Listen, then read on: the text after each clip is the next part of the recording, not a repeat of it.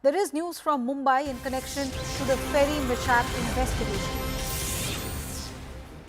Navy officials have found the dead body of a 7-year-old child near the Gateway of India today. 15 have already lost their lives in the tragic accident so far.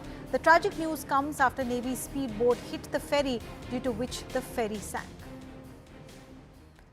You remember just this week, earlier this week, there was this Navy speedboat which suffered some kind of an operational issue and hit a ferry, and that killed 15 people, and now the body of a child has also been recovered. So it is being probed whether the body of this child was also of one of the passengers in that unfortunate ferry that collided with the Navy boat.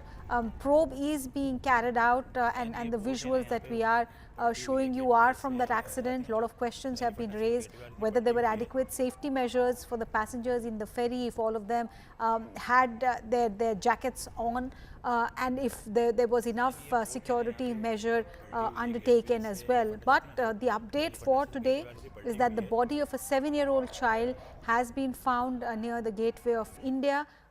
Is this directly connected to the accident that has happened?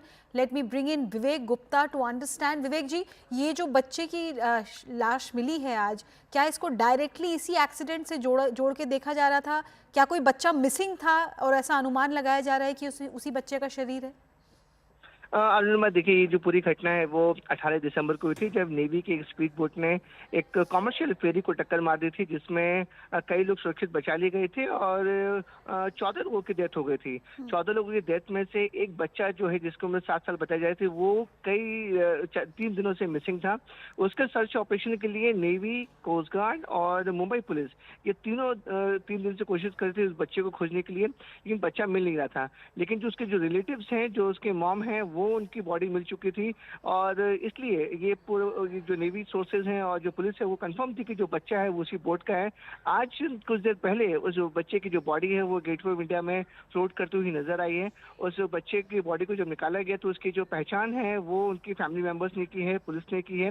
अब जो death toll है इस Mumbai boat tragedy में, अब वो पहुंचकर 15 हो गया है। फर्स्ट डे जब हुआ था तो उस समय 13 बॉडीज रिकवर की गई थी।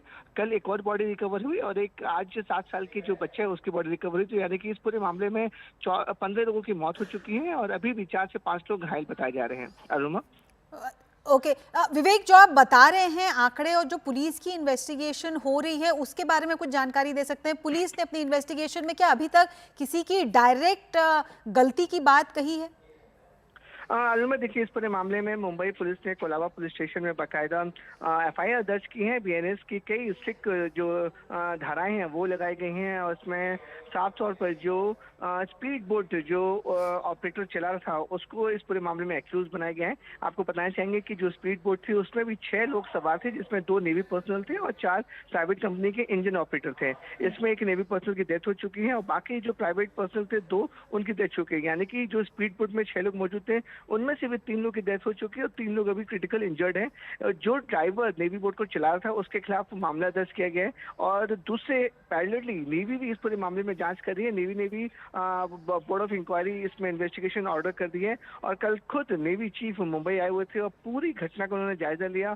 पूरी इन्वेस्टिगेशन है उनको उन्होंने देखी कि आखिरकार किस वजह से इतना बड़ा ये हादसा हो चुका है। इस पर अब नेवी, मुंबई पुलिस और जो दूसरी एजेंसीज हैं वो भी लगातार जांच कर रही है कि आखिरकार इस पूरे मामले में इतना बड़ा हादसा हुआ कैसे। विवेक गुप्ता, बहुत बहुत शुक्रिया हमारे साथ जुड़ने के लिए। My colleague Vivek Gupta there reporting on the body that has been found at the gateway of India. A 7-year-old's body has been found. Police probe is on to ascertain what really happened in that unfortunate accident at